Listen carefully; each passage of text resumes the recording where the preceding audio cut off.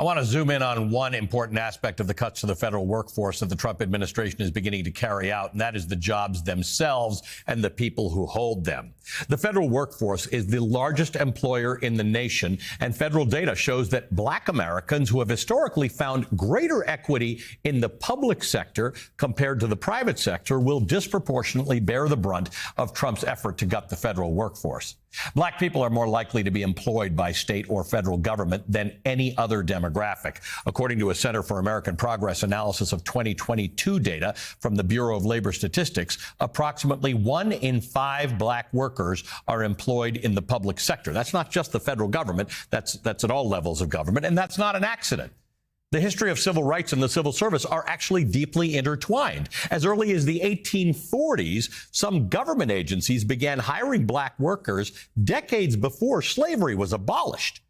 The United States Postal Service was one of the earliest places that Black people could find work and climb the ranks, and opportunities expanded significantly after the Civil War during Reconstruction. Between 1916 and 1970, some 6 million Black Americans left the rural South for the urban North to escape Jim Crow laws and to find greater economic opportunity and stability. Federal jobs were accessible through merit-based civil service exams and somewhat shielded Black workers from rampant discrimination. Certainly not entirely, but it was better than the alternative in many cases. Jobs within the federal government have throughout history and today offered relatively good pay, health care, retirement security, job security, and stronger workplace protections compared to the private sector. And all of these factors made the civil service a crucial part of creating and sustaining America's Black middle class. Joining me with more on this is Aaron Haynes, editor-at-large at the 19th and host of The Amendment podcast, and Professor Imani Perry, professor of African-American Studies at Harvard University, author of many important books, including her latest, Black in Blues, How a Color Tells the Story of My People. Good morning to both of you. Thank you for being with us. Professor Perry, between 1915 and 1970, about 6 million Black people moved out of the rural South to the more urban North, where there was a promise of greater opportunity in both the private and the public sectors. But part of this was an expansion of employment for Black people in the public sector. Sure. I mean, employment opportunities were largely the greatest motivator of the Great Migration, with 6 million people moving. And given that there was continued discrimination even in urban centers, the relatively accessible possibilities that were secured in federal and civil service were extraordinary. And that existed even after Woodrow Wilson discriminated. You know, he created a racial discrimination within the federal government when he entered office. So if we think about that trajectory, one of the things that is essential is to understand not only did it provide greater economic security and possibility, but also that these forms of work are a kind of service to the nation. Right? We don't want to forget that operating in federal civil service means that you are supporting the functioning of the country. And so given this long trajectory of ongoing discrimination, that these forms of employment in service to the nation were actually one of the few areas that Black people could rely upon to enter the middle class, it's potentially devastating that the loss of that sector.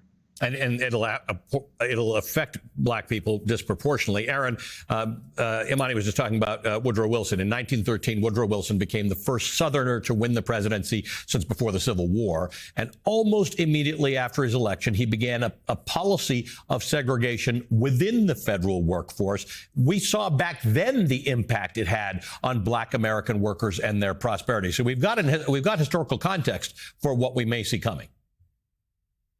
Absolutely. This is why it is so important to know history, Allie. I mean, I know Imani also knows this history well. This is not the first time a president has used racist policies to slash Black workers from the federal government.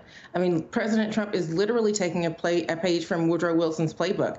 And this was a surprise resegregation order, of the federal workforce. After he was elected in 1912, Black people voted for Woodrow Wilson. You mentioned the post office. I mean, before this resegregation order, over 60% of the federal jobs at the time were at the post office, and Black people had a lot of those jobs. The Treasury was the second largest employer of Black workers, in the federal workforce. And so these jobs, as Imani mentioned, represented opportunity for so many Black Americans, many of whom were working previously in service jobs that paid less money. And, this segregation order changed all of this dramatically. It increased the wage gap. It increased racial inequality. And so, we talk about Black workers being qualified in this current day context, right? Like this so-called conversation around the need to address, diversity, equity, and inclusion efforts. But this literally was a colorblind process. As you point out, Allie, you pass the test, you're qualified, right, no matter who you are. So this helped to really address so much of the systemic inequality in the labor market. And there was, President Woodrow Wilson took direct aim at that then. And certainly that's kind of what we're seeing in this current moment.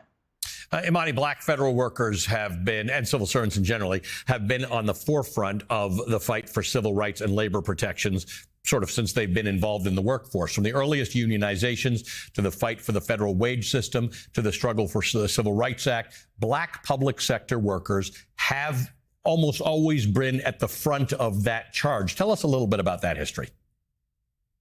Sure. I mean, if we trace the major civil rights gains and organizing efforts, they have heavily been populated by people. They were by people who served in the federal and civil service, in part because that allowed them a kind of organizing capacity that was important to bring pressure to bear on the government. The one detail that I think is really significant, given that we will likely hear Lift Every Voice and Sing Again today at the Super Bowl, the song known as the Black National Anthem, is that it was written by someone who worked as a consul to Venezuela and Nicaragua, James Weldon Johnson, who actually left that employment because of Woodrow Wilson coming into office. And so he went from there to the NAACP. So there's this direct relationship historically between those who actually work for the government and those who led the charge for civil rights historically. Aaron, the Trump administration, you brought up this stuff that's going on with DEI. It's pushing back against these so-called DEI initiatives, which will, again, have a disproportionate impact on Black workers in the public and the private sector. Talk to me about this multi-pronged attack. If you are the average Black worker in America, just trying like everybody is to make a buck and afford the increase in the price of eggs, what is the long-term impact on this of these things? Yeah, I mean, Allie, I wrote about this in my column for my newsletter. I'll also call the amendment about just who President Trump's America is leaving out. I mean, we have to go back to just last month in his inaugural address on Martin Luther King Jr. Day. You had the president paying lip service to this idea of unity and for the country to become a colorblind meritocracy. And then, you look at his actions in his first days in office, where he's talking about American greatness and basically saying that race and gender have nothing to do with American greatness, even as we know that so many Black workers have contributed to the American greatness of our country. What he's been focused on is rewarding toxic masculinity, seemingly in an attempt to restore, straight white men to their rightful place in our democracy and society. And this is really why it's so important. History is looming so large over this moment, Allie. Today is literally the anniversary of the 15th Amendment, which gave Black men the right to vote. Obviously, they had to fight, mightily to get that full access to the ballot. But when that happened, that unlocked Black men's political power at the ballot box, in the halls of power, in state legislatures and the Congress. Like, we saw the racial progress that came from that amendment, followed by racial backlash. And I think that is really, really context for the moment that we're in. It would be generations before our country became a truly representative government. With the passage of the Voting Rights Act in 1965. We're celebrating that this year, too. Like, all this stuff matters, and it's just so important to understand, what he's doing now and what it means for where we need to go and who we want to be as a nation. Imani, indulge the economic journalist in me for a moment. This nonsense about how America's greatness was based on anything other than until 1865 free labor, and then subsequent to 1865 for many decades, it was essentially still free labor, right? People were not enslaved, but you still ended up, the sharecropper still ended up at the end of every year with no money, until we ended up with ways to try and create fairness. That delayed wealth accumulation for Black people in America by a few hundred years. And that has not been evened out yet. So anything we do to set Black American wealth accumulation back is we're still not even at zero. We're not even at parity with Black American wealth. Yeah, that's absolutely right. I mean, I think this is what makes the conversation about meritocracy so clearly disingenuous.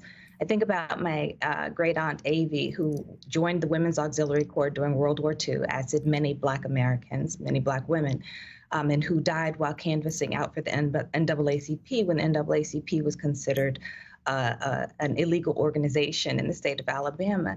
That there is, on the one hand, all of these moments where disaccumulation, where the lack of a capacity to establish wealth in Black communities took place at the hands of both state governments and federal governments. And on the other hand, there is this long tradition of African Americans participating in not only serving the nation domestically, but internationally at some of its most key moments.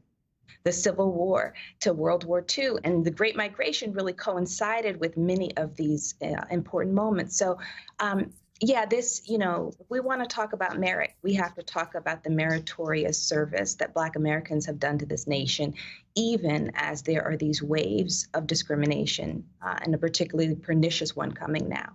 There's an opportunity here, though. It's like book banning, where a whole bunch of people who didn't read those books now are suddenly reading them because they're banned. A whole bunch of people who didn't understand what you just talked about will now learn about this history and about the fact that this was never actually a meritocracy. It was always about holding people back. And now we're trying to right some of those wrongs. Thanks to both of you. What a wonderful conversation. Erin Haynes, editor-at-large of the 19th and MSNBC political contributor. Imani Perry, professor of African American Studies at Harvard University, author of the brand new book, Black in Blues, How a Color Tells the Story of My People.